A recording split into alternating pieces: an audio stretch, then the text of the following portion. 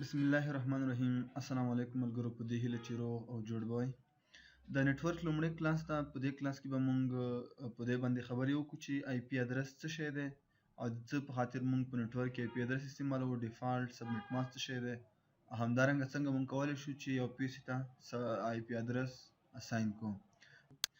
راځو آی پی ادرس ته چې څه شی دی، د څه په خاطر استعمالیږي. نو مونږ داسې وایو چې آی پی ادرس یا انټرنیټ پروتوکول چې دی دا هغه یونیکلی مونږ ته یو ډیوایس په نټورک کې آیډنټیفای کوي.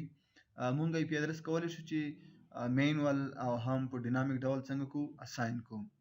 نو دلته تاسو هم لیدلی شئ چې آی پی ادرس از ا یونیک لاجیکل ادرس assigned to a network device with a network.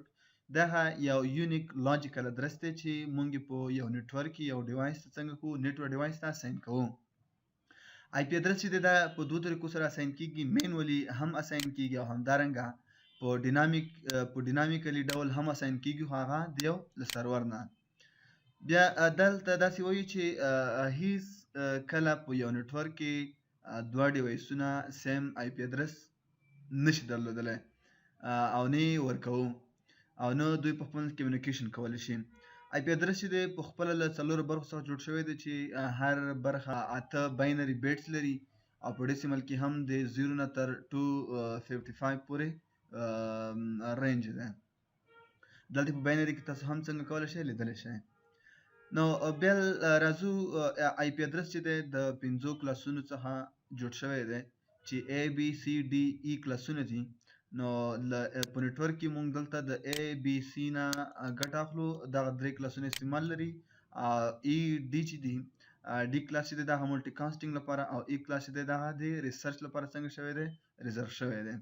او دلته تاسو هم لیدلی شئ. ان شاء الله په نیکسټ کلاس کې به بیا په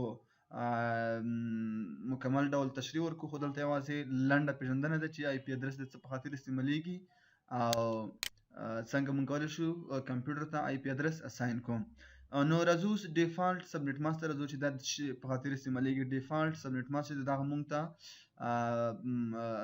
د هاست پورشن او د نټورک پورشن څنګه کوي، دا هم مونږ ته آیډنټیفای کوي، دا هم مونږ ته په ګوته کوي او دا هم مونږ ته ښیي. نو تاسو دلته هم لیدلی شئ it is used to identify the network part from the host part نو دا مونږ ته د هاست پارت نه د هاست د برخې نه نټورک برخه څنګه کوي، دغه مونږ ته ښیي چې دا د هاست برخه ده، دا د نټورک برخه ده. همدارنګه by putting binary 1 کله چې مونږ 1 ولیکو نو دغه برخه مونږ ته چې کې نټورک په ګوته کوي، او کله چې 0 ولیکو نو دغه مونږ ته چې کوي هاست مونږ ته ارخین. تاسو دلته هم لیدلی شئ سبنیټ ماسک د A کلاس دی، B کلاس او C کلاس. A کلاس کې لومړی پورشن چې دی دا د نټورک دی او پاتې درې دی هاست پورشن دی. او دلته اول او دویم پورشن چې دی دغه د نټورک دی او دریم څلورم چې دی دغه د هاست پورشن دی. او همدارنګه په C کلاس کې بیا درې د نټورک پورشن دی او یو د هاست پورشن دی. په باینري کې تاسو هم څنګه کولی شئ لیدلی شئ. نو اوس راځو چې څنګه کولی شو آی پی ادرس په یو خپل پی سي ته یا یو کمپیوټر ته څنګه کو اساین کو. نو راځو پاکټ ریسر ته پاکټ ریسر باندې ډبل کلیک کوو. له هغې وروسته بیا مونږ ګورو چې څنګه کولی شو آی پی ادرس اساین کوو.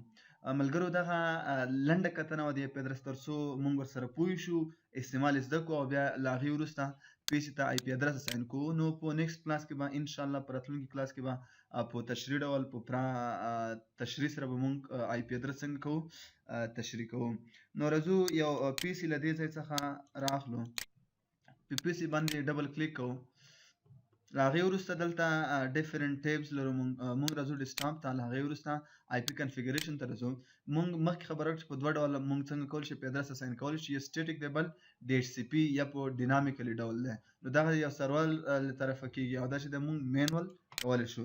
زه ورته لیکم چې 10.0.0.1 دغه ما ورته آی پی ادرس اساین کړو. د A کلاس نه سبنیټ ماسک په ډیفالټ ډول خپله اخلي.